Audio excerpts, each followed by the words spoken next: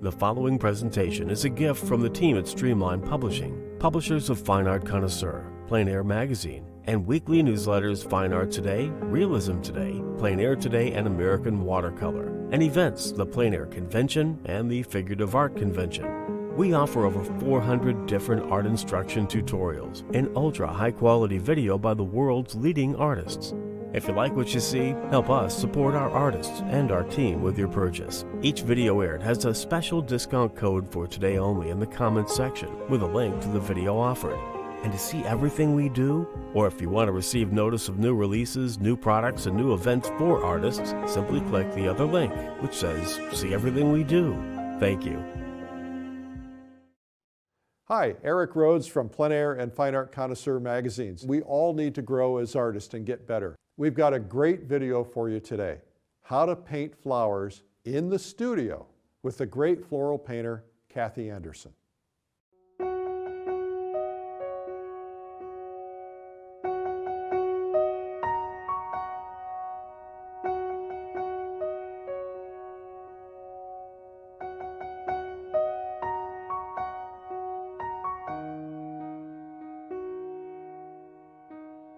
Hi, I'm Kathy Anderson. Today we're going to do a still life painting that I've set up in the studio, and I can't wait to get started. I'm very excited about it and to share what I know with everybody.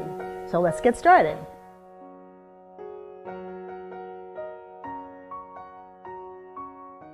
I'd like to start off by telling you a little bit about the way I work and the materials that I use. Most of my paints are Rembrandts and Winsor Newton. I have a lot of colors put out here. I don't need all of these colors, but every time I find a color that I love, I usually just keep it on my palette. So basically, my basic colors would be Viridian, Cobalt Blue, Ultramarine, Transparent Oxide Red, Terra Rosa, and I have two alizarans here, but it's only my preference because one of them is a permanent one and one of them is not. Then a cad orange and a cad red. The scarlet I have, but I don't really need it, but it's a convenience. Cad yellow deep, cad yellow pale, and a cad lemon. Yellow ochre, pale, excuse me. And this is a transparent gold ochre that also I don't use that often, but I put it out. Transparent oxide brown, which is actually the color that I use probably the most for everything. This is a phthalo. It sounds like I use a lot of paint, but I have them out if I even want a little spot of it one time. This is a phthalo green blue, which I use very rarely when I want a really rich dark mixed with my browns. Venetian red, and these two colors I never have off my palette. This is permanent rose, and this is magenta. Beautiful colors. The permanent rose, well actually I'll talk about the few piles of pre-mixed colors that I use. And the last is still de grain yellow, which is a very, very transparent yellow. I have 4 little piles here of pre-mixed colors that I use a lot, so that I don't mix them completely. As you can see, there's a lot of the white and the pinks showing through, and these aren't even mixed at all. But with these two purpley colors, I use a lot of them to make grays. This one is cobalt and permanent rose with white. This is ultramarine with a little bit of alizarin and white.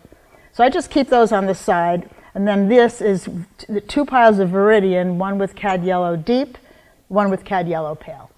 So that's basically what I almost always have on my palette. This, by the way, is an open box, which I take everywhere with me. I have 2 sizes. This one is the 12-16, and I have the 11-14 when I go on plein air trips. I use that. And all my brushes are rosemary brushes, all of them. And I love everything. I use the mongoose, I use the ivories. I'll be pulling them all out, you'll see, but they're all rosemary brushes. This is my panel, the panels that I make when I go on plein air trips. And when I travel, it's Russian Baltic birch plywood. I seal the surface with rabbit skin glue, and then I use Winsor Newton oil primer, which comes in a quart. I usually put 2 coats and I sand in between. Also, sometimes I actually put my linen canvas on here with an adhesive, and I work with the linen on the board. But I'm starting to really love this. It's a very slick surface. You have to really like this very slick surface, but I love the way it reacts. This is my still life setup that I did this this morning because for me, when I set up a still life, it can take me hours because it's the most important part of the planning stage for me. It's my blueprint. I might not follow it completely. Once I start painting, I can make alterations. Well, first of all, I want to tell you a couple of little tricks. For example, this glass flower tubes from the nurse that you can buy in a florist, rather, so that I can place things wherever I want them, move them around. I have one little flower here. Then I take the potted plants, I'll take them out of their little plastic containers, or if you buy the 6 packs of flowers, I take them out so that I can move them around. All these little petals that fall off are important to me, wherever they might fall. But I took probably over an hour to set this up this morning, and I could probably work on it even more. I didn't want to start doing that on camera because it takes a very long time. But one thing I do want to say is I had this set up without these little orange pansies in it.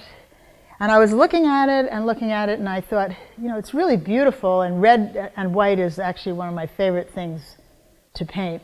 But I just felt like it needed just something else to make like a little, something like, oh, look, isn't that exciting? Something is orange in there instead.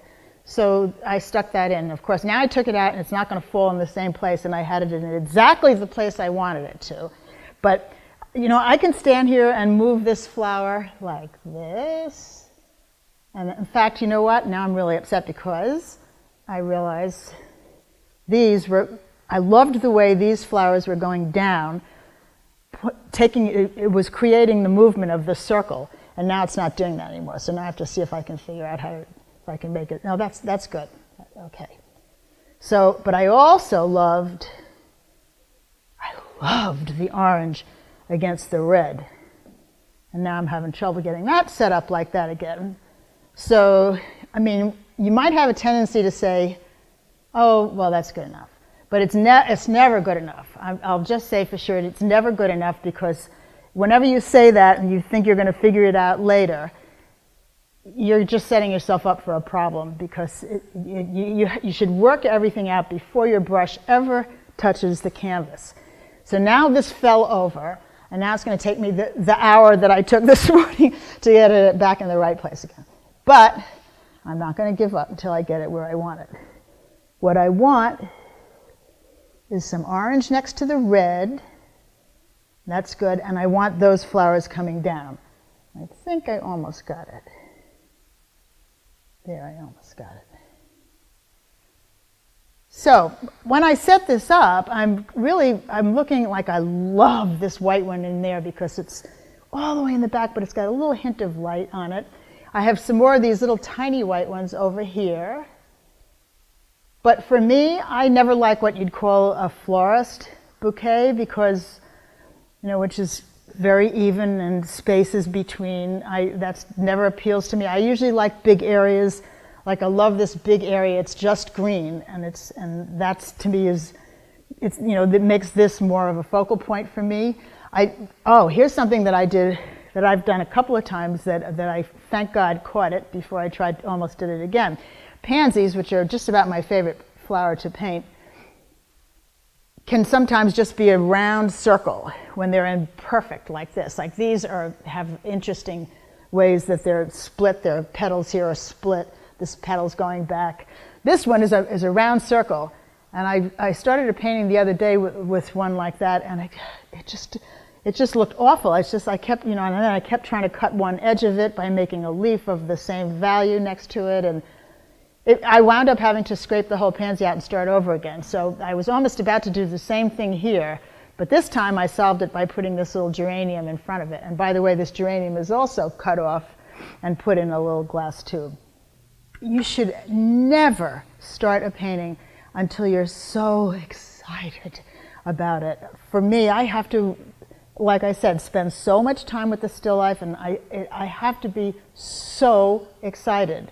And that's why I put the orange flowers in there, because I loved what I had here, But all of a sudden it was like, oh, it needed that extra little something, and now I'm so excited I can hardly stand it. I can't wait to start painting.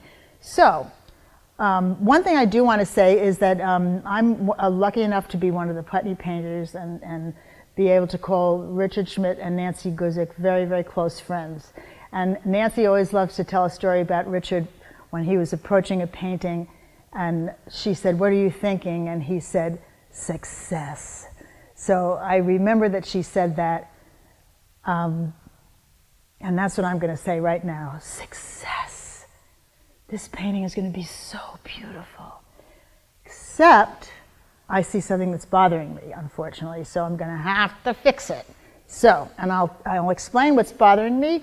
I see spaces here, space, space, space, space, space, space, and they're too separated, and I have to get them together more.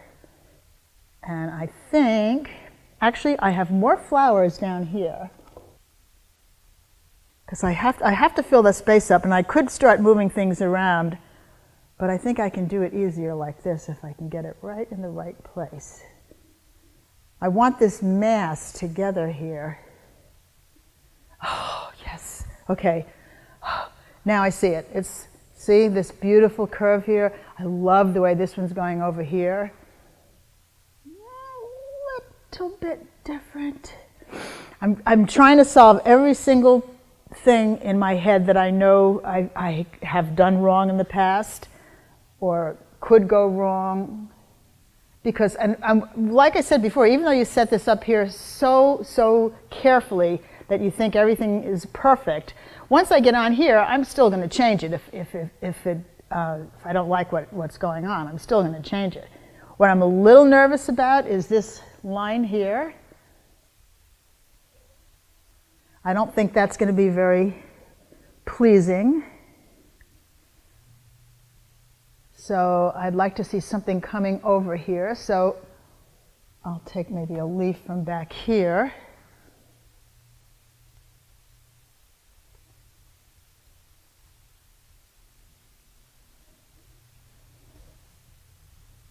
I love having little petals all over the place. Whoops, a little addition of color there. You know, just something coming over, but it has to come over in just the right place. Actually, I'm going to take a little bit more. I could use actually just a piece.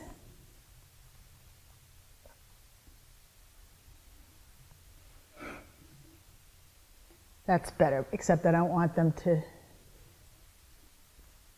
I didn't want one side by side like that. I like it better when it's just overlapping. Okay, this is perfect, because now, see, now I've got this movement going here. I've got this coming down this way. The petals will bring you around. I love this hole in here. Love that hole. Love this hole here. These darks. So I can see this dark going through here. You're really only going to get one session with it to stay just as it is.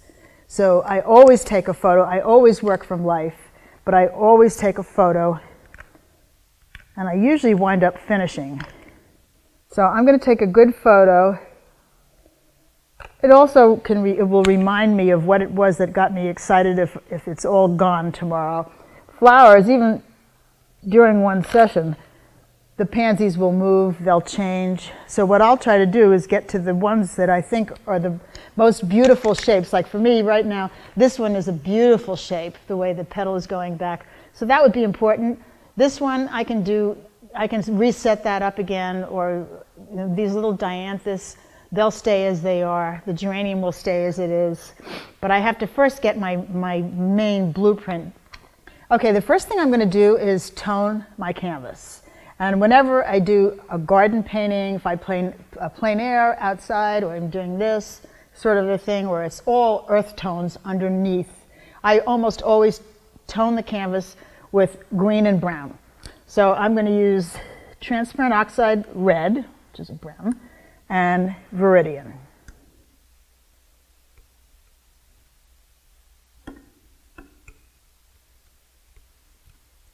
Got a little yellow in there. I don't want that yellow there yet.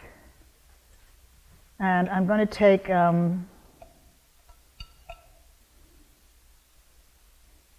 By the way, I use odorless Gamsol, and I have two containers. This one is my dirtier one, and this is my cleaner one. This is my medium that I don't use. I cover it because it's real distilled turpentine.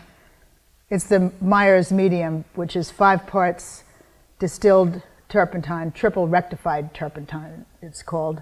1 part Daymar varnish and 1 part stand oil. So it smells, so I just put the cover over it. And I don't use it all the time anyway. So one of the things with the wash is I want to make a real nice big soupy puddle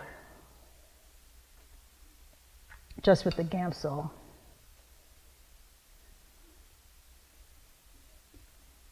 This is a very slick surface, as I said before.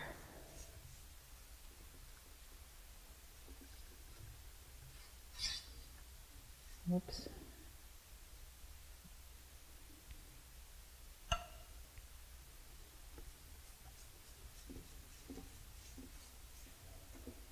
The whole thing, I'm covering the entire canvas because it's such a beautiful surface that I can pull right off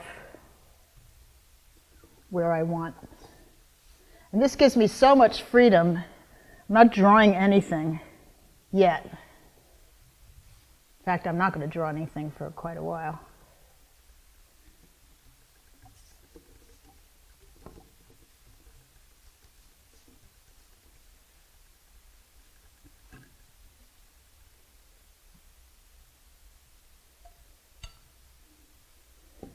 One of the things that is so important to me is to keep a very, very clean palette, not to let my paints get contaminated.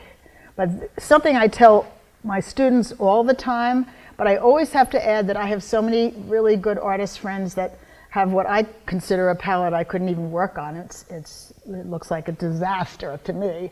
And they're magnificent painters. I don't know how they do it, but I certainly can't do it.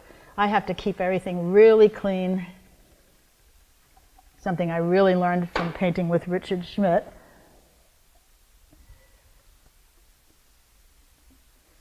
So like just this gets me like, I'm so excited looking at this color. Just it's such a beautiful color. I always keep it as a really nice warm tone because inside where the dirt is, the inside of the plant, it's always warm no matter what the light is. The innermost part is always going to be nice and warm. So look at this beautiful color. So beautiful. I'm going to very, very loosely think of where's my dance? Oh, what do I love about this? Well, let's see. Well, first of all, I know what's, like I said, that pot. I have to make sure I'm going to get parts of these pots in. So I'm not going to draw. I'm just going to sort of go like this. And then I think, okay, now be careful. Where are you going to have a problem? What's going to happen over here? But because I'm not drawing anything, that pansy, this white pansy here is off to the side. I'm so conscious of of placements of things. This pansy, the edge of it is lined up with the middle of that pot over here. So I'm thinking about that, and then I'm thinking those little orange ones. They're going up this way. Right away I can see I'm going to have a problem, so I'm going to start over again. I see that I'm going to have a big area here that's not going to be that pleasing, but not that far over, just a little bit. But see, I have nothing invested in this except a wash, so I'm not worried about it. So I'm going to put the pot over, this pot will be over a little further, and I might want it a little lower. So basically, I'm thinking with my brush. So let's see, this pansy then would start here, and then this pot might be here. So if I do that, and then these little orange ones are here, and then there's going to be a red one all the way over here. Oh God, I'm getting really excited. This is red here, with these going over here. And then this dance over here of the white. Just want to see, I don't want it to wind up all over here. So I think I'm going to have to come over even further, probably. Yeah, I think I have to come over a little further. So here. So I'll just take this off here. So the white, so you can see I'm not drawing anything. The white is going to be like this, and it's going to come up like this, and then a little bit of orange here, and I'm going to put that little red one, but I'm conscious immediately thinking to myself, if that red one is here, I better not put that one here, because that's not going to look very good. So I love it when it's like way up here. It's going to make it way, way up there. And the white will be here, and for me, I suddenly now see, okay. Now this looks like nothing to anyone, I'm sure. Actually, it looks like nothing to me too, just to be clear. But hopefully it's going to start looking like something. Okay, here we go. So if I think that's my placement, let me just think for a minute. So I can see what's going on now. Here's another thing I'm realizing. If this is way up here, I'm going to have a bottom here, of course. I didn't set anything up on the bottom here, and I'm going to pretend it's going to be like just dirt outside. But it's not that pretty to have all that space down there, so I'm really trying to think of everything. If this little pot is here, how big is that pot? Not that it really matters. It's not quite as big as this. A little smaller. I could still come over here a little further. Just put that a little. This is, I'm looking for, where is it really darks? I will say that this surface is hard to work on when it's wet, when you first start. It's hard because you pick up really fast. So usually for one-shot paintings, like if I go on a plein air trip, I usually go back to my location more than once anyway. But for that second day, and it'll dry pretty fast on this, even though I don't use any dryer. But that's the second time you go on this board, it is like glass, and it's so beautiful. The color is so clear, and it's just so beautiful. So, okay, I think I'm good. I think I'm gonna have this one here, and these little white ones are gonna come here, and the red one's gonna be here, and then it's gonna go like up, and then the little orange ones here, and these are over here. Okay. I think the geranium is going to be here, so I'm going to I can get right down to the whitest white of this canvas, and I'm going to want it to be nice and big and beautiful right here, so I'm going to pull that out right there.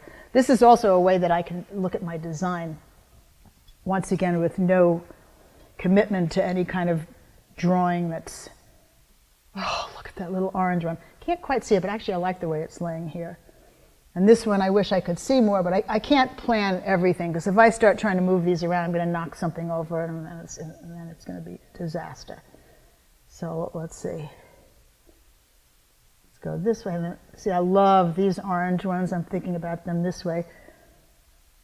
That little white dianthus right here, very, very cute. So that will go, I love that little spot of light there. And this pansy here, here's the top of this. Once again, really trying to think that don't make this even with this. You know, it's down a little bit. You can't do everything. By the way, this is not a rosemary brush, in case anybody's wondering. I'm looking at this. This is just a brush. It's an old bristle brush that I draw with, because I don't want to scrub with my rosemary brushes. So I didn't want anybody, poor Rosemary, if you're watching, this is not your brush. So, okay, so this pansy here, it's a little bit more in the shadow, so I don't really have to get it completely white. I don't have to get down, because actually your wash will also, the color of your wash is really important. I almost always use a brown green, when I do a garden piece, but certainly I use different color washes for different things. And your wash, you can utilize your wash as part of your backgrounds if you're doing more, you know, still life with more objects in it, with a cloth that's really pretty. And so your wash is a very important tool for you to make sure you get the color that you really want. No, it's not just any old thing in a wash.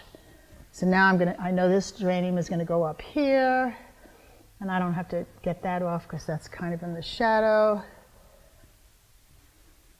What have I got here? This little orange one. I've got, oh, look at the light on that. I love these little dianthus back here, and there's a nice little clump of, just to remind me.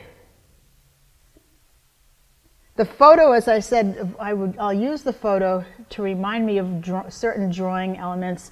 The color is never there with the photo. The temperature is not there with the photo. I'm dipping into the Gamsol, by the way. This is what I'm doing here.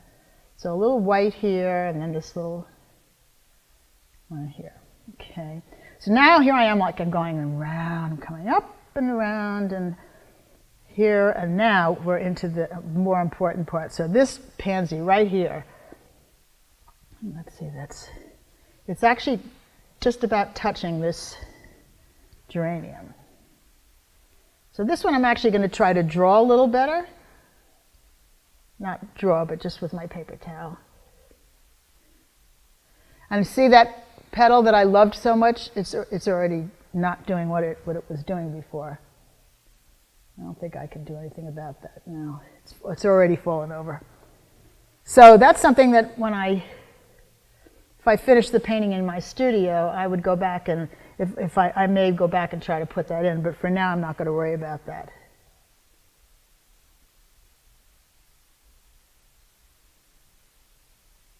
So that pansy's there. Get it even cleaner.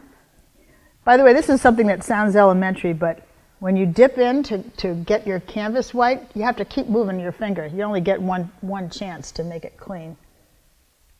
You have to keep getting a cleaner piece of paper towel, because I've seen students dip in and just keep going and going, and really all you're doing is making it dirty again. But this is the way I work. This is, you know, for me, you know, there are obviously artists alla prima that will go right on top of this and make beautiful color. But this is what I do. Anyway, this really helps me because I don't have to worry about the drawing again until later. This is going to tell me the design, because I've got a nice darker wash here. So then I've got, it's not that I have to do exactly what's there, sometimes I just pick and choose the pieces that I really like. So right now I see this dianthus is going this way. This is another way to create a natural garden piece, that all the flowers aren't looking at you. This one, I only see from the top. This one I see from this side. This one is almost full at me. This one is tipped the other way. That's the way that you keep it looking really natural. If they're all looking straight at you,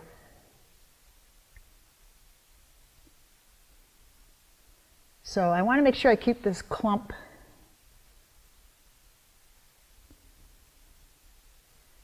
And you'll see that nice little clump of white here. And this is dancing down there. Oh yeah, and then there's this little geranium here. And what's my lightest light is pretty much this geranium right here is my lightest. And I love the way that's going around like this. Coming all the way around here like this, with this pansy behind it. So even though that's not a pleasing shape, that pansy, because it's perfect, but because it's behind the geranium, you're not going to really see that. And I always like to tell this story because, like, I'm so excited right now because things are coming into the right place. It's like, oh, thank you. And it's all coming into the right place. But when I first started painting from life, I remember trying to set up still lifes, and I can remember crying because I could not get the still life to come on the canvas. I would set up this intricate still life, and then I'd start trying to draw it, and I'd get to the bottom, and I had no more canvas. And I would do it over and over and over, and same with painting plein air, painting outside. How do you get what you're looking at out there into a piece of canvas? And it's very, very hard. But I can tell you that it was so hard for me, I remember crying. And the fact that I can do it almost all the time now, first shot, of course, watch it not come out, right? But it's perseverance. So you have to just keep trying and trying and trying and wanting it so badly, wanting to do it so badly that you never give up until you'll get it. Anyone can learn to do it. After a while, it just works. So now, those orange pansies are up here somewhere. 2 of those up here. Of course, now I'm seeing I'm real bottom heavy here. But I don't care about all that much. Because, first of all, I love to paint leaves, too, besides just the flowers. And there's nothing wrong with the leaves being just as beautiful as the flowers. So you don't need to, oh my God, this is coming along really good. Now those orange, did I get this? This is this pansy over here. So this pot, and then there's this one. I'm going to move, this one that's falling here, which I love, is right underneath the other one. So I'm actually going to move that over. I don't have to move it there. But I don't want it right underneath. In fact, this will give me a chance to get over on this side a little bit. Even though, as I said, I'm setting this up as absolutely close as I want to paint it, because that's really important. Once I get to the canvas, if I see something that isn't quite right, I'm not going to start fussing and trying to move this flower over there. All of a sudden now, which I didn't notice before, that it's right underneath there. So that's why I'm moving it on my canvas. So I don't have to move it there. You paint what you see, but you don't really have to paint every single thing that you see. You have to also use your judgment. But I just noticed what I do like, I like the spacing. And I didn't have that, I lost that spacing because I was talking so much. So I'll bring that down here. Okay, and then I still have the opportunity to have these little, I don't know why I'm shaking here a little bit. I have the opportunity to have these little white ones coming off to the side here. Love this one because it's tilting, this petal is tilting over that, and this one's going in the other direction in the shadow. All of those things are the things that make it look so natural. Maybe I'll have them. And of course, when I'm all done with this, or practically done with it, it doesn't mean that I'm not going to sit here and say, oh, well, I need something here, or I need something there, and then I can just put it in. You know, this is as close as I can get to the perfect blueprint that is in my head. What I'm the most excited about this painting is the way this movement is going on. I love that. That's what's got me excited about this painting. Now I see I don't like where that is. I'm going to move that over. I think I'll put it over here. Take it off just.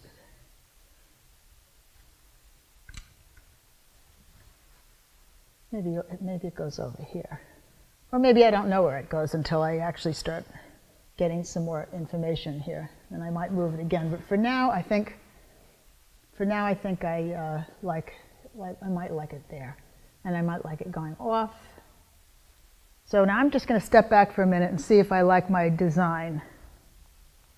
These could have been a little closer down, but instead of moving them, because then I will have way too much space up here, I think what I'll do is I'll just add another one of the little white flowers here. So I can already see that I'm going to want to do that. And then that pansy that's way in the back there, I just noticed a little bud here. See, I want to get this in because if I was home, when I came back the next morning, this wouldn't look like this. It would be close.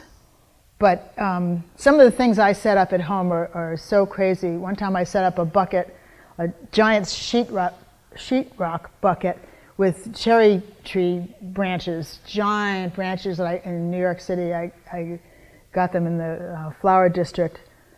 And I had them in my studio probably for a month, and they were dying, and my studio smelled like a swamp, and they were dropping flowers. By the time I finished the painting, there weren't even any flowers on them anymore. They were just branches, but actually the branches, I really needed the branches because they were a really important part of the painting for me. So that flower in the back there would never be there tomorrow because it's already, you know, it's already not dying, but it's already not, I don't know what I'm saying. Forget that part. It won't be there tomorrow. Okay, so now I need to stand in front because I have a tendency to get my ellipses a little crooked.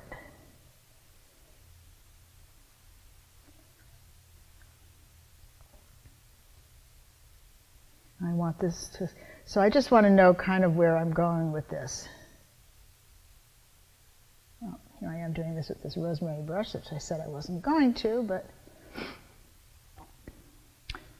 actually, I'm thinking about the fact that I like the fact that this flower is on the outside of the pot, but I don't know that it matters. If I put it on if I leave it there and I put it on the inside, then the pot is much smaller. Actually, I think I like the pot smaller. Yeah, so it doesn't matter at all that I'm doing the exact pot that's there. It's really not important. What I love these kinds of clay pots, the earth colors of them. So I'm just kind of thinking about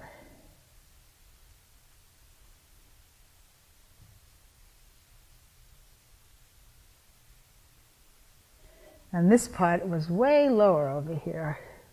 So this pot might go right off the page, canvas rather. So this is actually going to be behind it. So this will be down here.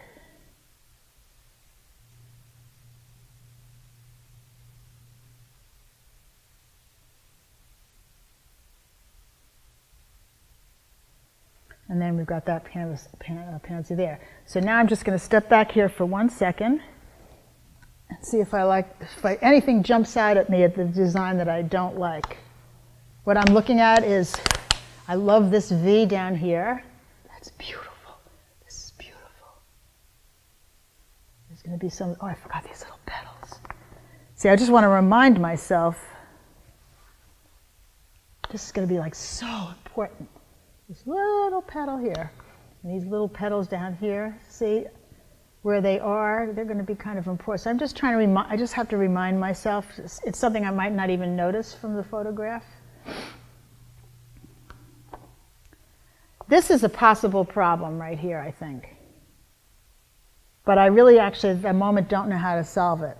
So I think, oh, well, I can see one reason I didn't solve it, because I didn't finish what I was doing. I'm so sorry. Okay, I got a little distracted, and there was one more flower here, and that might do it, because then the leaves are going to come in between, and here this beautiful stem here.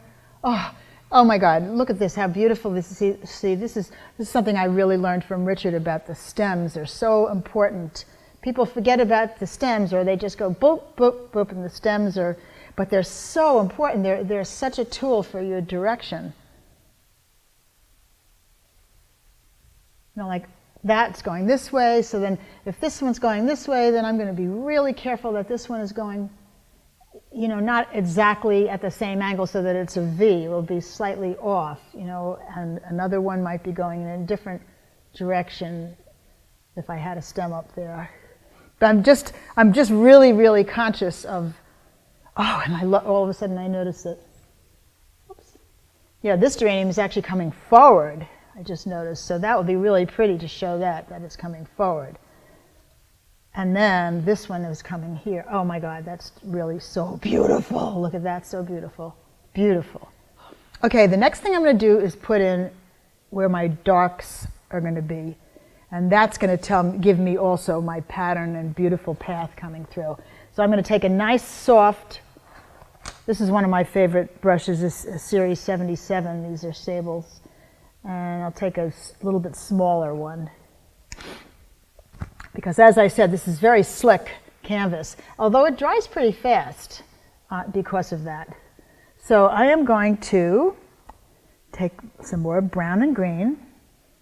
In fact, I think I'll use a little transparent oxide brown and a little Viridian. And I'm just looking for my darkest darks right now, and I see right here, this is for sure. So I'm just going to put that in. What's that? I forgot what, oh, that's a petal. Oh, yes. Okay. I'm going to put that in. I'm going to try to make sure I'm going to try to keep it straight from the beginning.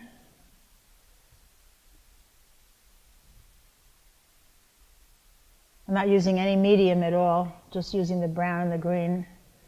If it starts getting a little opaque looking, I'm just looking at this beautiful shape. It's like a triangle shape. Whoops, too much Viridian. Put a little transparent oxide red in there too.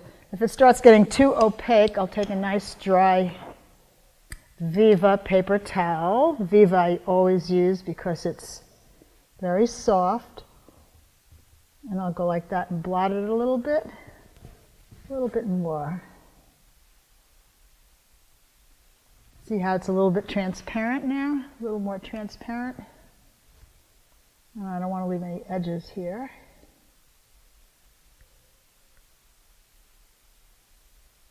Just sort of kissing the canvas. Very, very light touch. Very light touch on this, otherwise you will pick up the background. The most important tool that you use is your canvas, then your brushes, then your paints, then everything else. But most important is the canvas, because you can't lift and the way I do on this, and also the linen that I use, it's double lead primed portrait linen, same thing. It's such beautiful, smooth canvas. So right now I'm just painting part of that pot there.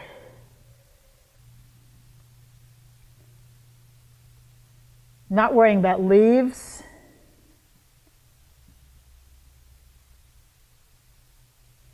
But I am worried about, of course I worry about everything. But right now the small thing I'm worried about is connecting these darks. So this is real dark in here, next to this pot. And I don't care if I have the shape right now or anything. I just want to see what it, in fact, I'll use the bigger brush for this. Still just using brown and green. This is real dark down here. I forgot what that spot is, so I'm not going to worry about it right now. But see how freeing it is to just, it doesn't matter. This is just going to be, I'm thinking about which way my brush goes a little bit, because if maybe I want to leave it. If I want to leave it, I want it to be very pretty.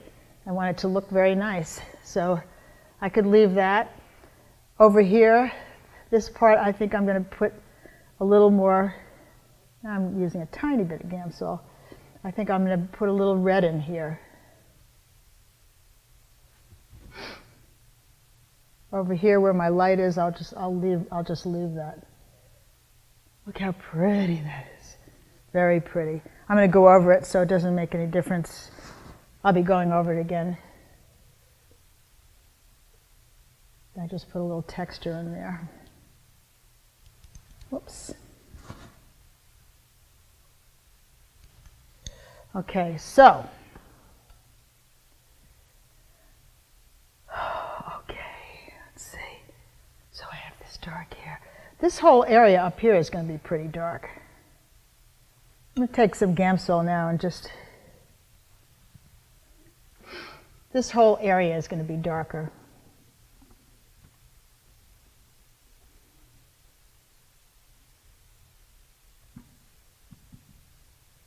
I'm using the transparent oxide red and some Viridian. because I know I want this whole upper area to be nice and dark. And it's actually going through here.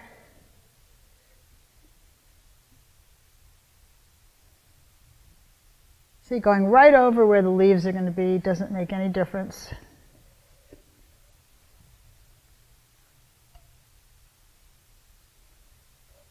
And it's really dark in here. And then this, where'd that pansy go? Here it is. Okay, now, this pansy. I look to see.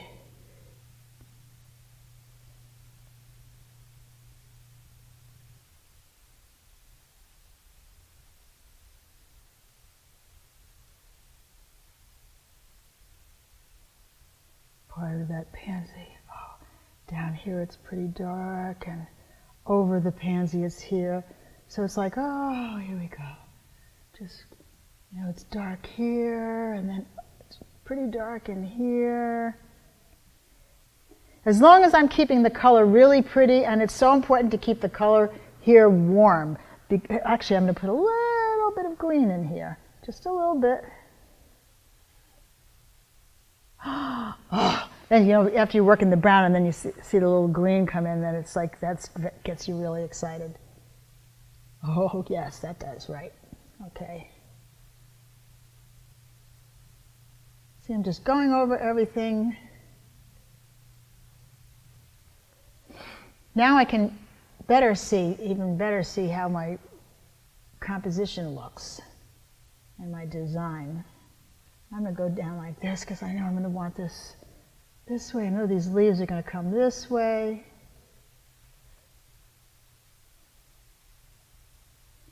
I'll leave some holes there. See, these rosemary brushes are so soft, this brush. And I'm really using a very light touch. I'm not sure if you can tell how light I'm not pressing on this at all.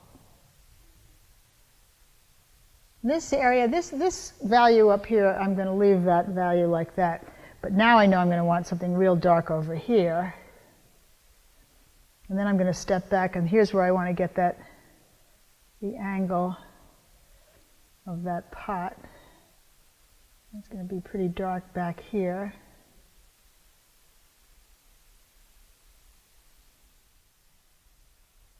Right, but see this tangent I created here? Where if it could be the edge of the pot. Oh no, I didn't. Never mind. I didn't do that. Sorry.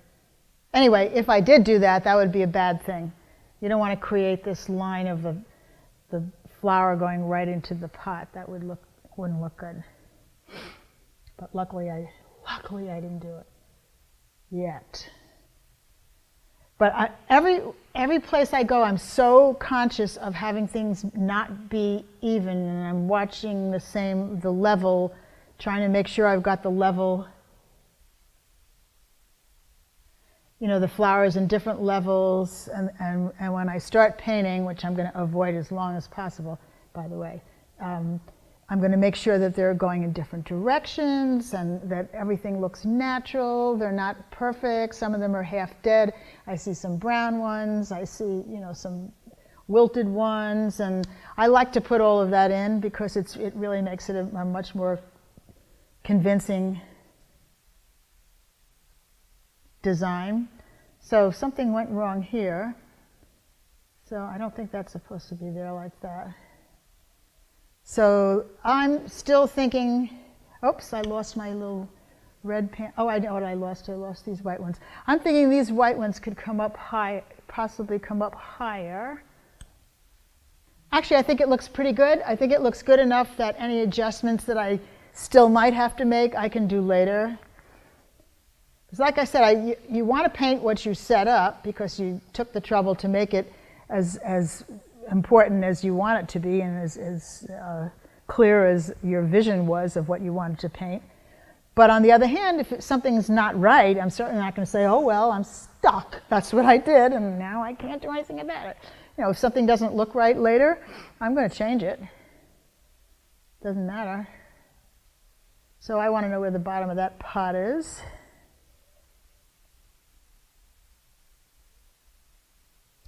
Okay, so I already love this. I love this, and that's where you have to be. And if you don't love it, then you need to stop and you have to think about, why don't I love this? What's wrong? Is it something, it's not a drawing issue at this point because I don't have anything drawn. It could be a temperature issue. A lot of people use a lot of cool colors when they do a wash like this, or sometimes in the class I'll start a wash with the ultramarine and transparent oxide brown for a certain subject. And then I will see somebody do it and they'll push it more towards the ultramarine and it doesn't look pretty anymore. Somehow it gets very cool. And it always, for me, it always looks prettier to see a warm wash in the background. Most of this could even get covered up, but what will show through is this beautiful, transparent, warm color, and it has to be a really beautiful, beautiful color. Everything has to be beautiful color. Okay, I think this is enough to get the design going, because I really love this design. What I started to say was, if there's something that you don't think is pretty, don't keep going. Don't think, oh, it's probably all right, it'll be okay. You know, it won't. If something is bothering you at this stage and you have to fix it, and I'm still thinking I might have a problem in this area, because this area, even though it's not the same size as this area, so that's okay, but this area I can see dealing with it easier than this area. So I'm going to choose to ignore it for the moment and hope for the best, because maybe it will be okay. But what I am going to do is, if I wind up being able to leave something like this, I don't like that I have this, I don't like what I did with my brush strokes. So I think what I'm going to do at least is make a prettier wash up there, so that in case I wind up luckily getting to leave it as just a quiet space, at least it'll be pretty.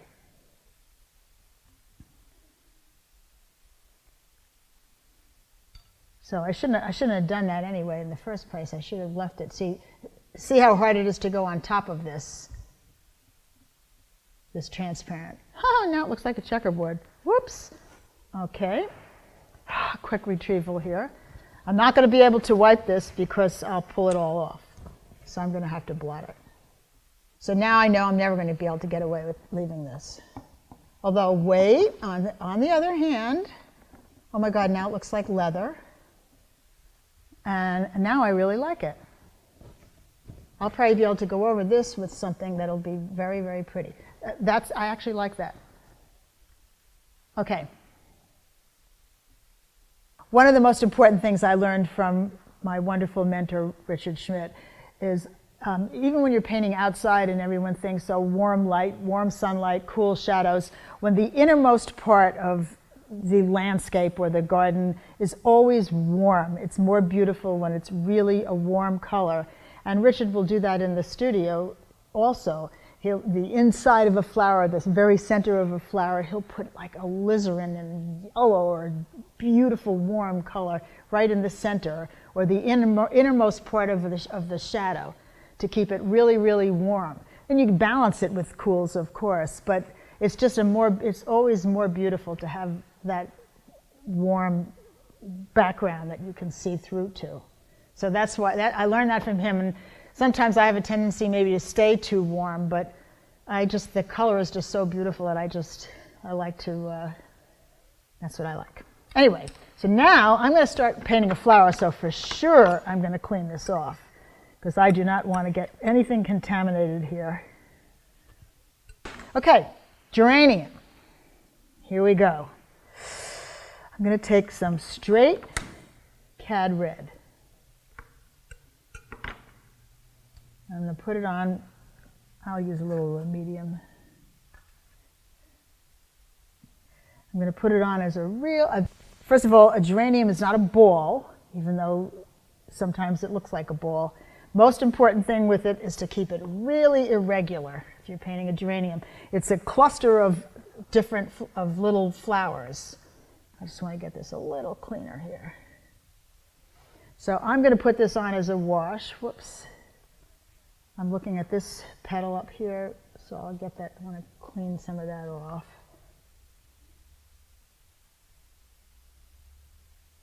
I'm just going to put it on as a wash with just cad red.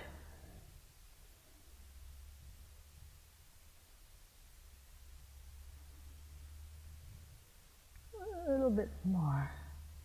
So there's a flower here, and this goes up here. This is like, I'm looking at this and seeing this is nice and irregular here. It's not, I don't want to make it even with the pot. So that's coming down this way. And then I look at that and I think, oh, that's really pretty. Shape. That's all I want is the shape, and it's a pretty, pretty shape.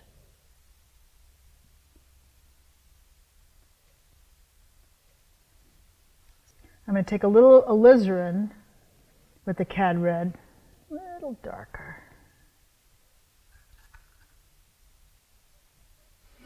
And I'm just going to paint the values. Oops. A little darker. I'm going to almost make it straight alizarin, maybe with a tiny bit of transparent oxide red in it, where I know it's going to be dark down here.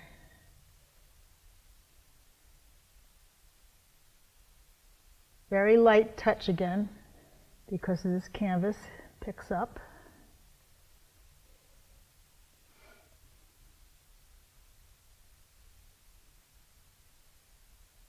It's kind of like soup that's better the next day. When you make soup, it tastes better the next day. This canvas tomorrow will be like, oh, you won't be able to stand how exciting it is to paint on it tomorrow. Okay, so I'm just making some dark value here. Still not as dark as I want it. I want it darker than that. I'm going to put a little brown into it. I may have to get darker than that. And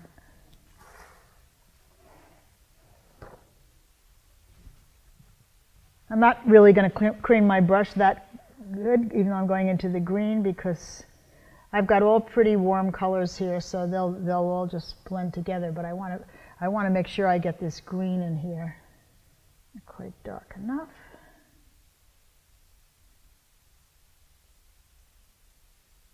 Oh, that's beautiful. Now I see no, I didn't lose that white flower. It's over here. Same value.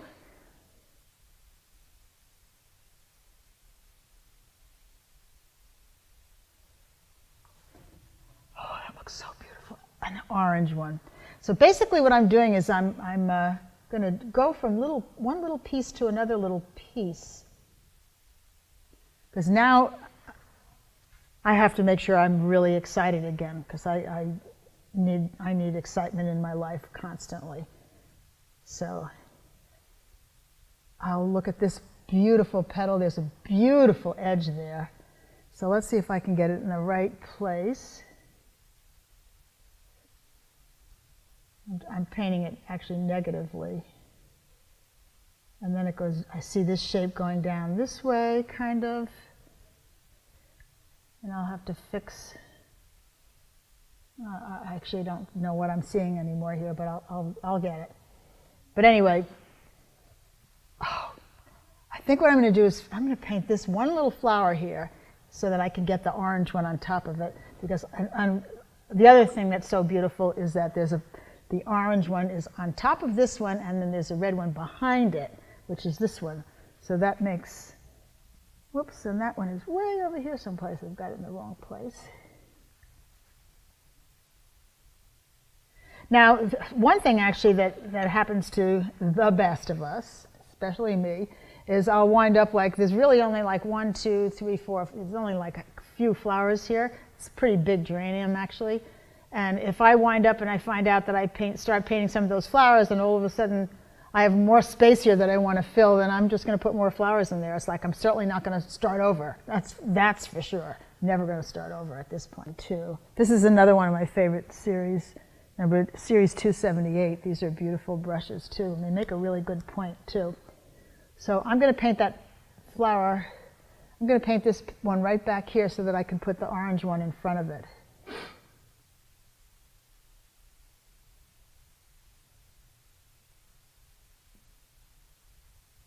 See, I can go right over that brown. I can only go over it once.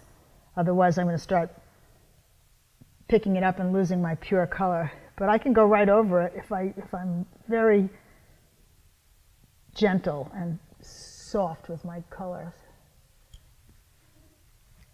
That wasn't quite.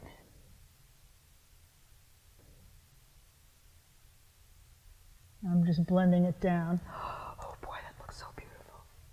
Okay. And then this one was like this, it came like this. The thing that will help you a lot with your drawing of flowers and the angle is if you put the little tiny center and it kind of tells you, just even if I don't leave it, it kind of tells you that I want the center way over here. And then this is going to come down here. I don't want this part, so I'm going to make that green.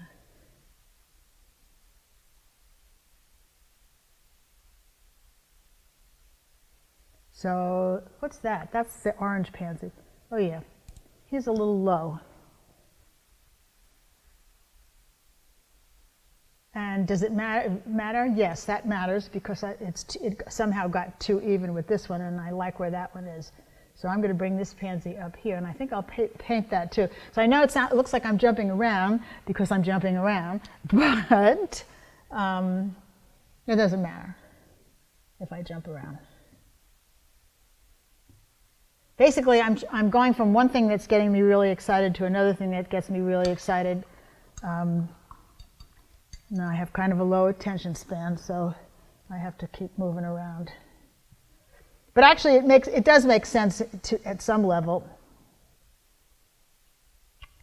I'll think of what that level is at some point. So this petal. Now I'm not just going to put it. I'm so sensitive to what's going on. I'm not just going to put that on as a circle, because in order for the drawing to read accurately and really pretty, I want to know where the point of that is, and the point of that puts it at an angle like this. So that petal is actually going this way.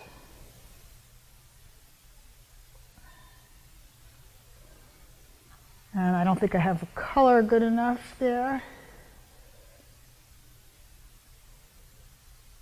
By the way, that was just orange and white with a little bit of, oh, look how beautiful that is. With a little bit of,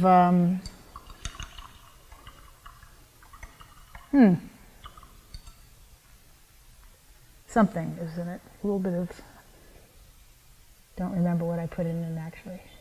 And I'm putting a little bit of green here, just a little bit. Some areas like this I might fuss with. It seems like, oh my God, she's never going to finish. What the heck? And that could happen too, but other areas I'll go so fast. But you just have to be so sensitive to certain things that the things that I love, I'm going to get really, really, really sensitive and very careful. I see a much lighter spot there. I'm going to take a little lemon yellow. I mean, like, what is she doing? Are you crazy? Put a little lemon yellow with it. This spot is it's so little compared to the canvas, but I still want to put it in. And then the petal behind it is orange with a little brown. Behind it.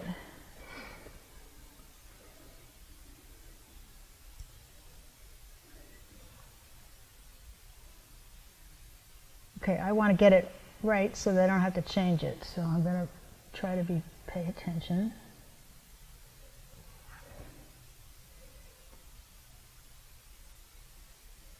What's the ideal goal is to get it right the first time, which is what Mr. Schmidt always says, just get it right the first time. Wouldn't that be wonderful if we could all get it right the first time? So I'm being very, very true to the drawing here. Put a little red in with this. because I just like the angle of this and where it's, how it is, how it's going. So I'm going to go like that. And then and this one comes down. So now you get the sense that this one is looking down,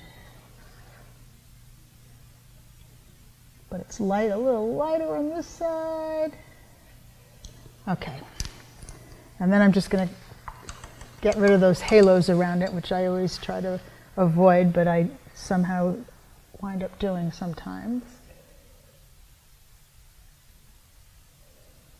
And this one's coming down, and I'll just brush that out. Okay. Now, one of the things I also like to look at is like, where's the stem coming from on that? Because that's something you'll also never see in the photo. Because to me, it's important where the stem's coming through, because it's just interesting to have them going in all different directions. So just as a reminder, I'm going to go like that so I remember where it's coming from. Now, the one that was going over the red one is that's what okay, this is really, now this is so perfect. Oh my gosh, this one, so this stem is coming this way, then this stem can logically go this way. So everyone knows, so that it can land on this flower. And then the thing that I loved so much, remember, about when I started, was all those little ones here. So this is the kind of thing that if I was doing a demo where I only had an hour and a half or 2 hours just for a study, I wouldn't worry about stuff like this, painting all of that. I can always do that later. I can set that up again, or from the photo, because I have so much experience painting from life, and I know I'm a very avid gardener myself, so I know what everything looks like and what it does, and you know, I can just make that up pretty much. So I think what I'm going to do, first of all, I got a little sidetracked again, but don't worry, I'll get back there in about 2 seconds. I'll be back there. I want to go over this area here, just for the value, and then I'm going to pull those orange flowers back out, because I might as well utilize, maybe I'll get away with not having to.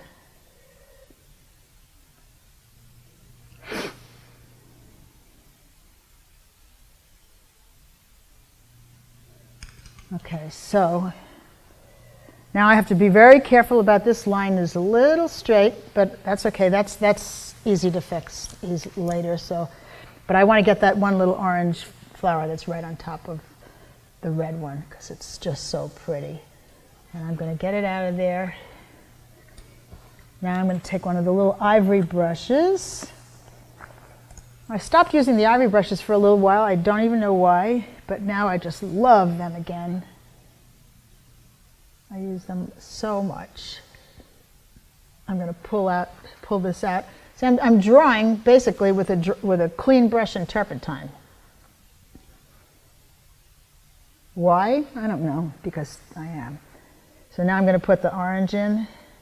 Well, because I do know why, because I wanted to get the brown off there and the red. So I've got this beautiful orange is going to go right on top of the red.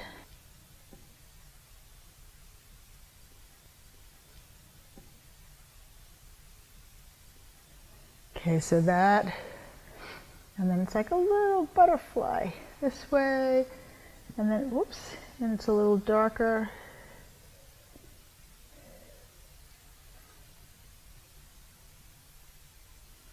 That got a little too red.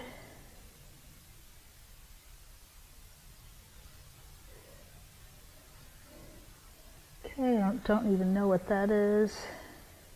So I'll get it there. New from Lilydale Art Video, Painting Flowers in the Studio with Kathy Anderson. Painting flowers is one of the most challenging subjects for a painter, yet one of the most rewarding, because your favourite flowers can hang on the wall year round. The challenge is to make them realistic and painterly at the same time. Now, for the first time, you can watch master flower painter Kathy Anderson at work, from start to finish on video. You'll see the care she takes in selecting and arranging her florals, how she creates her composition, and her step-by-step process of creating a lovely painting from start to finish. Plus, you'll see an in-depth interview with Kathy to understand more about her motivation, her time with the Putney painters, and her influences Richard Schmid and Everett Raymond Kinsler, and a video exhibit of her work. Soon you'll understand the principles of making flower paintings come alive, and you'll see a vast improvement in your own paintings. Order yours today. Another excellent art experience from Lilydale Art Instruction Video.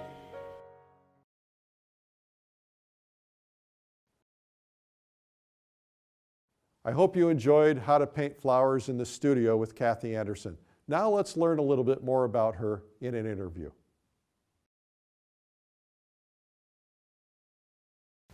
Hi, I'm Eric Rhodes, publisher of Fine Art Connoisseur magazine and Plein Air magazine. Today we're here with one of the preeminent floral painters in the world, Kathy Anderson. Kathy, let's get started. Tell me a little bit about your childhood as an artist. I was not nurtured as an artist as a child, but I always remember being a very introverted child where I would play with little things in the dirt, and I would make little things out of whatever, and of course I remember drawing, but all of us that paint remember drawing as a child, I think. But I did not grow up in an artistic family, but I grew up in a really musical family where I was surrounded. My father was a musician as a hobby, and I was surrounded by a lot of activity in a creative way, but not in art. And I can remember all through elementary school doing nothing but playing with little toys in my desk, and I didn't have a lot of friends. And going into middle school and then into high school was when I actually first started painting. And when it was time for me to graduate from high school, I hadn't even applied to college, and I didn't even know what I was going to do with my life at that time. This was a long time ago. So I remember saying, well, I'm good at art, so I guess I'll go to art school. And I actually went to SUNY Farmingdale and studied advertising art, and was terrible at it. I didn't like it at all. Airbrushing staplers, and one little spit out of your mouth, and that's the end of that project. Where the stapler is, you throw that one away. And so I hated it, and I didn't even finish. I never went into the advertising field at all. But at that point I went on, and art was always in my life. I always did crafty kinds of things, and when I was married and I had my two children, I have two boys. I was working in watercolors at the time. I used to paint animals for the most part, and I started doing outdoor shows a little bit, and I got into a couple of small galleries, but it was nothing totally full-time because I did have my children, and from there, I guess I went to, when my oldest son was in high school, I started painting the backdrops of, he went into the theater department, and I started painting the backdrops. The first backdrop I did from little watercolors was a 20 by 40 foot backdrop for West Side Story, which I didn't do by myself, of course, but this monstrous thing. I've always been the kind of person that, it doesn't matter if I don't know how to do it. If somebody asks me to do it, I just say, okay, I can do that, and then I just figure it out how to do it. So I started painting the backdrops for the sets, and from there I started a mural business because I was at an outdoor show, and two women asked me if I could paint giant murals in their store that they were opening, and of course once again I said sure. So I had a mural business, and I had that business for probably about 7 years. I studied in England, in Cornwall, with Janet Shearer, who is a really prominent mural artist in England, and I was in that business for about 7 years, and at that time I was working in oils. I guess I started working in oils before the mural business, and then all of a sudden I did an outdoor show one time, and when I went to pick up my paintings, the women that were at the show said to me, "You're not going to believe who bought one of your paintings," and it was Richard Schmidt. And that's how I met Richard Schmidt, and I'm so honored that he did that, and it began the next entire phase of my life, which has been just a remarkable journey thanks to him. So certainly you had some early influences in art. What were they? So, well, I guess while I was still working in watercolors, the first course I ever took was with Frank Federico, who's a very prominent Connecticut artist. And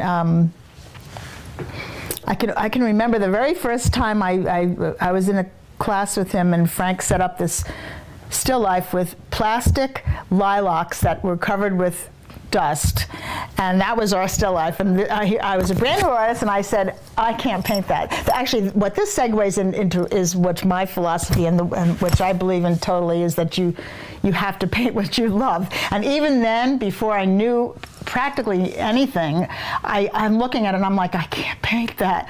And he was like, of course you can paint that. An artist can transform their subject and can paint. It's about the paint. And for me, it was never that. It was always like, oh my God, how can I paint those lilacs with dust on them and they're plastic? So anyway, but Frank was a wonderful teacher actually, and I did learn a lot from him. And from him, I guess I studied with a few local Connecticut artists that were, Kirill Duran, Charles Ray. But from there, I think I pretty much went right into, that's when I was involved with the theater at the school, and then I went into meeting Richard. So those would be my early influences. We all have a painting or two that spoke to us at a younger age. What was it, what piece of art inspired you as an artist? It was before I was really painting, and it was a gigantic painting of daffodils and all yellow. I just remembered it was all yellow. It was daffodils and pansies or whatever it was. It was just this gigantic, just like some show somewhere by no one person, no one I had ever heard of or anything. And I just remember saying, oh my God, how can anyone do that with paint? It's just so beautiful. And because I've always been drawn to flowers in the garden. I am a gardener. My mother was an avid gardener. So that's the piece of art that I remember thinking, wow, if I could ever paint something like that. And of course, I've done a million paintings like that since. Maybe not even thinking about that one, but I have done a million paintings like that since of yellow, really, basically. But as far as in museums, I could never pinpoint. There's so many million paintings that I love so much. Tell me about the steps in your career path. When I started painting with Richard, after I met him and introduced myself and thanked him so much for buying my painting, and I said, he said he painted with this group in Vermont, and they had just started. This was the Putney Painters. And I said, would it be all right if I came up and painted with you? And he goes, please, come up and join us. And I thought it was a workshop, but it wasn't, because Richard doesn't really teach at that point in his life. He used to, of course. But so I went up there, and that's when I found out, I met all these unbelievable painters. And then of course I realized even more how much I didn't know, which I already knew how much I didn't know, but it was like the learning that started from that point was just, that was the biggest pivotal point in my life, I have to say. Career paths, if that's the question, I think the mural business is one thing that changed my life. Meeting Richard was, of course, the biggest. And then doing my first plein air show, probably about 10 years ago, was another thing that completely changed my life, because I had never entered one of the plein air competitions before. And when I went out to Telluride, I got into the Telluride show, and oh my God, that transformed me so much as an artist, to paint under those conditions where you have to go out and get something as quickly as you can and get something really good and focus on just what's important to make a beautiful painting in a short amount of time and then sell them.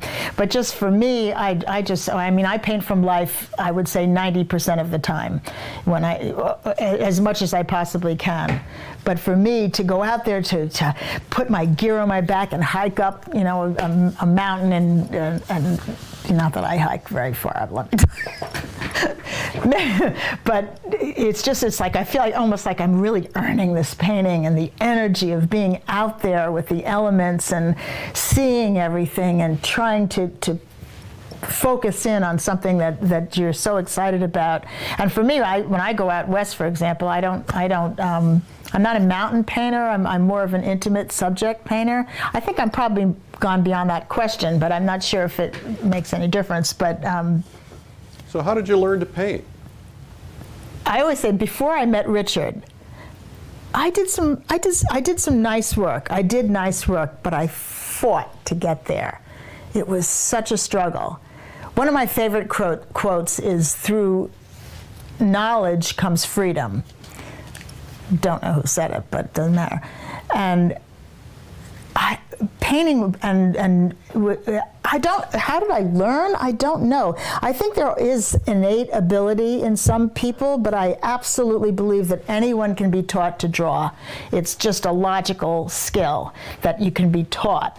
Can everyone draw like Richard or like, Leonardo da Vinci? Maybe not. But anyone can learn the skill of drawing and painting. And I struggled and got to a beautiful painting often, although of course if I look back at those now I probably wouldn't think they were so beautiful anymore. But anyone can, I would get to a beautiful painting, but I never knew how I was getting there, and it was agony and such a struggle. And I'm certainly not saying that I'm not going through agony right now, because I'm going through agony right now all the time, but the knowledge that I have now has made it so joyful. One of my favorite quotes that Richard says, I know I quote Richard a lot, I hope that but he said, it's up to us to choose whether we want the aimless struggle or the satisfaction of oh my God, I forgot the quote. Do we want the aimless struggle or the joy of problem solving? That's what it is.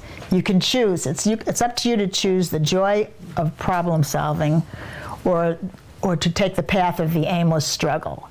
And the joy of problem solving, I'm starting to get the joy, but when you have the knowledge and the skill, and especially when you learn to draw, which is the most important thing in the world for anything, it just allows you to, it gives you the freedom to grow more as an artist.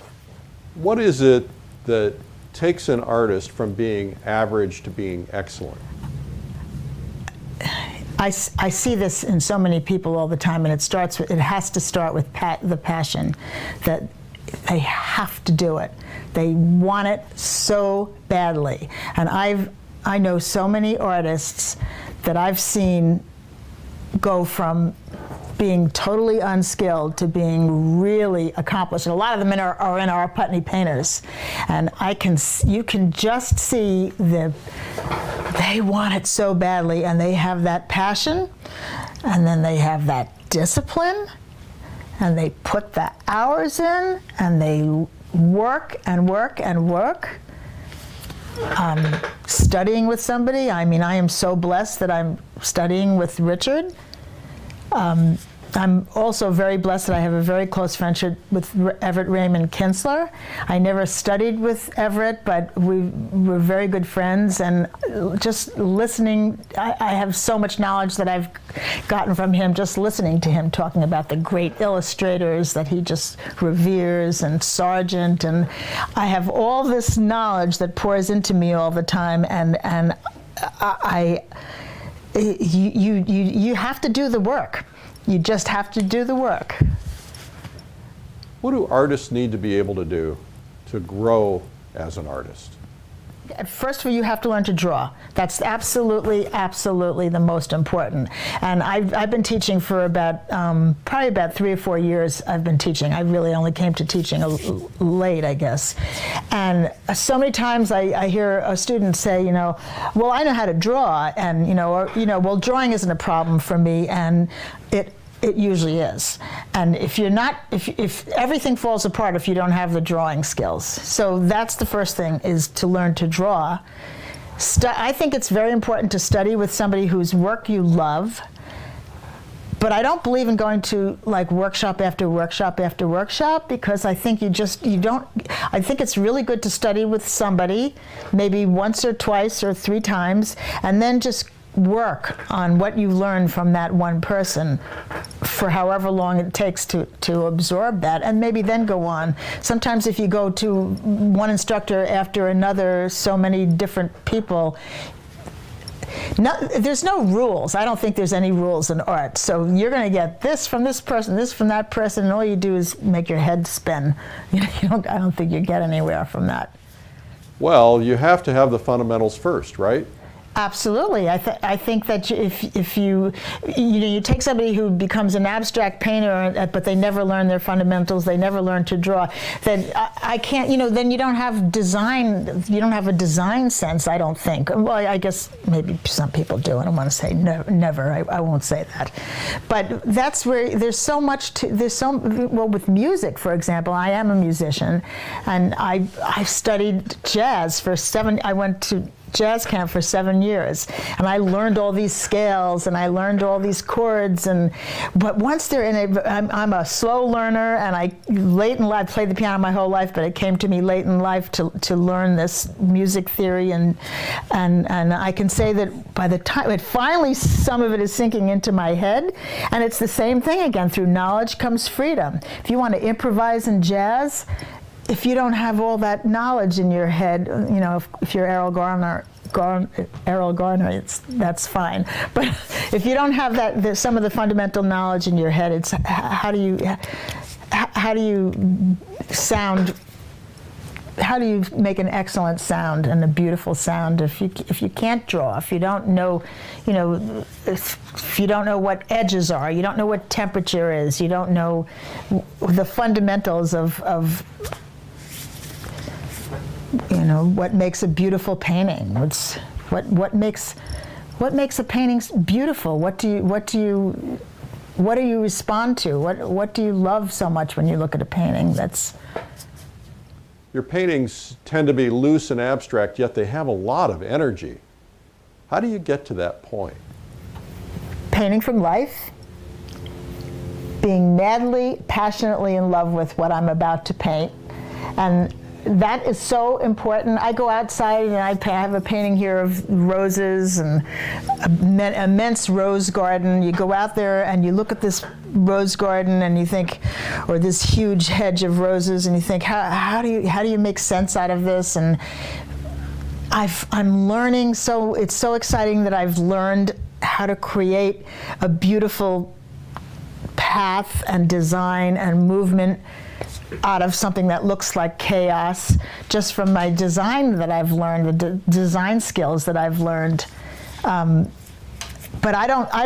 it takes me a long time when I go out painting outside to find my subject. I'll walk around, or even if I know I'm going to paint this hedge of roses, it'll take me a long time to figure out which ones am I going to paint, and until something says to me, oh my God, that's it. I have to have that moment where it's like I know this is it. Same thing when I'm setting up a still life in my studio. If you came to the Putney Painters, you'd laugh at all of us setting up still lifes. Everybody's in their own little space, setting up a still life and moving a branch 2 inches, moving a leaf an inch, moving and sitting back and looking. And this is what we've learned so much from Richard, really, and Nancy, of course, my dear friend Nancy, his wife.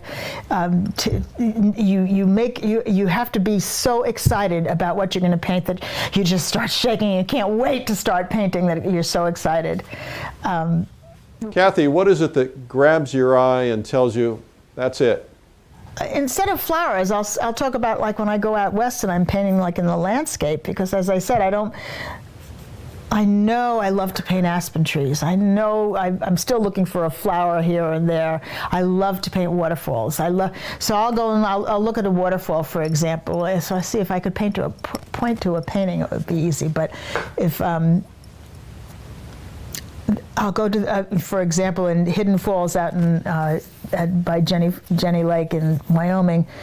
I'll go to the waterfall and I'm walking up and down the waterfall and up and down the rocks and looking and waiting until I see that beautiful white running water against the darkest rock, or some kind of a pattern. I'm looking for patterns. I'm looking for value contrast. I'm looking for the movement. For me is the most important part. That's something that I think I strive for in all my paintings, is to create a movement so that you really feel like you're out there and everything's moving and you can see what I'm feeling and what I'm so excited about. It comes back to, for me, I have to paint what I'm really, really excited about, and I get excited about a lot of stuff. So flowers, water, grass, animals, whatever. But Kathy, if you could choose any artist from history who's not living, who would that be and what would you ask him? Everybody would say, because of course we all love Sargent and Zorn and Sorolla but I would pick a wildlife artist, and actually the one I would probably pick, and he only died a few years ago and I never met him, is Bob Coons, who painted wildlife that I've never been so moved by. I love animals. It's a huge passion for me. And the way he paints animals, I saw he had a whole huge retrospective show at the Wildlife Museum in Jackson a couple of years ago that I saw, and I went back to see it like 3 times. And oh God, his animals are just, they're so sensitive, and they're so beautiful the way he paints them, and they're ready to leap, or they're just sleeping, or they're just, I would love to talk to him about how he, I'm sure I know, I've read about how he captures them because he studied them his whole life, painted from life his whole life. But just the way he paints them is just so beautiful to me. I think that's who I would like to talk to. And he only died a couple of years ago. And I know one of my closest friends, Stephanie Birdsall, knew him, and Carol Swinney, she knew him. So I probably could have met him, a few years ago. But do you have a favorite living artist? Richard Schmidt, Nancy Guzik, Everett Raymond Kinsler, Dennis Sheehan, Jeremy Lipking, Sue Lyon, Michelle Dunaway, Sherry McGraw, all my friends. I better stop because I'm going to leave somebody out. Every one of them paints paintings that just move you when you look at them. You look at them and you respond on a level that's just beyond. Nancy Guzik, she's just incomparable. Kathy, what is it you haven't done? Something you really aspire to? Just to keep growing. Every time I finish a painting, I think, oh my God, next time I'm going to do this. Next time I can't wait to start the next one, to know that I'm going to, I'm going to the Tetons this summer I'm one of the Rocky Mountain plein air painters, and I can't wait to go and see if I can be better this summer. If I can find my focal point faster and get a good painting. I don't do a lot of plein air shows like all my friends out west. I have so many wonderful friends out there, and they paint and they do show after show, and they're such wonderful painters, all of them. They get it the first time, they get it fast, and I'm not like that. I usually have to go back to my subject a couple of times. But so this summer I think, well, this time I'm going to get it the first time, but if not this summer, next summer. So is there an ultimate painting you want to do? I really want to start painting animals again a lot, basically.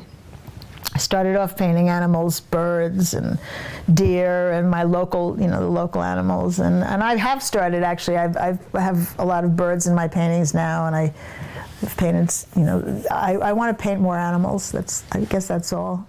What advice do you have for someone who is just starting out, a young artist or someone who has just started painting? Try to find somebody really good to study with. And of course, go to museums, go to galleries, and I guess let me backtrack. Be true to yourself is the first thing. Just be really true to yourself. It's really important if you go into a gallery or a museum and look at paintings and try to really realize what makes you respond to a painting. Why do I love this so much? What is it about it? Is it the subject? Is it the values? Is it the color?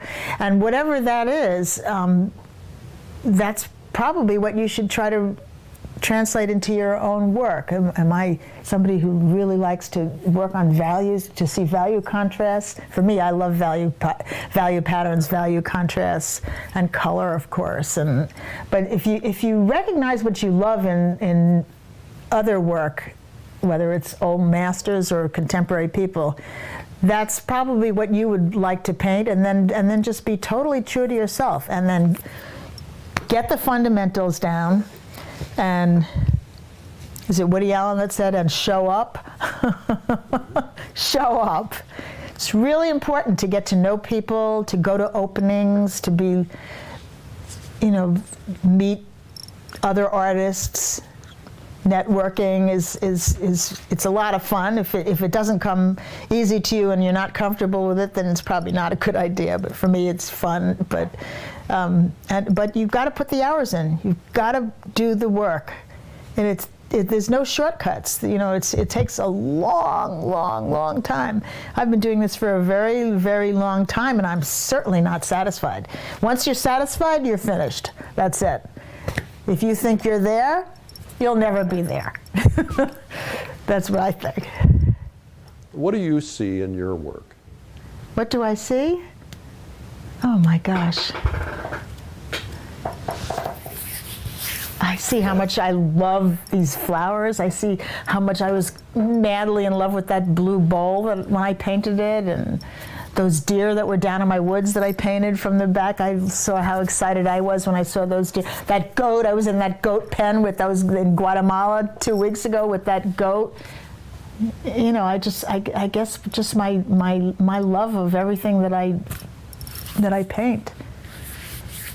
What are you passionate about? I guess I'm very lucky that I have a lot of things that I'm very passionate about, and our family, my one son lives in Guatemala, and he's a very different person, but he's an amazing creative person. And my younger son is a builder who built my incredible studio, and he's an amazing artist himself. And my husband, who when he retired, makes all my frames for me. He was a master woodworker, and now he makes all my frames, does gold leafing. So our whole family has been immersed in a creative lifestyle, I guess, and I'm just very lucky to be surrounded by, I have a lot of energy for things that I love, and I love a lot of things, and I think I'm very lucky that I love so many things that I get excited about.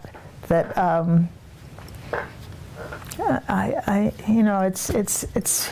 It's a very lucky way to be, that there's always something out there that I can't wait to do or see or paint. Thank you, Kathy. This has really been great. Kathy Anderson is one of the most fun and exuberant people I know. I've learned so much from her and from this video, How to Paint Flowers in the Studio with Kathy Anderson. You can learn more about it at lilyartvideo.com. Keep on painting. Keep on learning, keep on growing. I'm Eric Rhodes. New from Lilydale Art Video, Painting Flowers in the Studio with Kathy Anderson. Painting flowers is one of the most challenging subjects for a painter, yet one of the most rewarding, because your favourite flowers can hang on the wall year round. The challenge is to make them realistic and painterly at the same time. Now, for the first time, you can watch master flower painter Kathy Anderson at work, from start to finish on video. You'll see the care she takes in selecting and arranging her florals, how she creates her composition, and her step-by-step process of creating a lovely painting from start to finish. Plus, you'll see an in-depth interview with Kathy to understand more about her motivation, her time with the Putney painters, and her influences Richard Schmid and Everett Raymond Kinsler, and a video exhibit of her work. Soon you'll understand the principles of making flower paintings come alive, and you'll see a vast improvement in your own paintings. Order yours today. Another excellent art experience from Lilydale Art Instruction Video.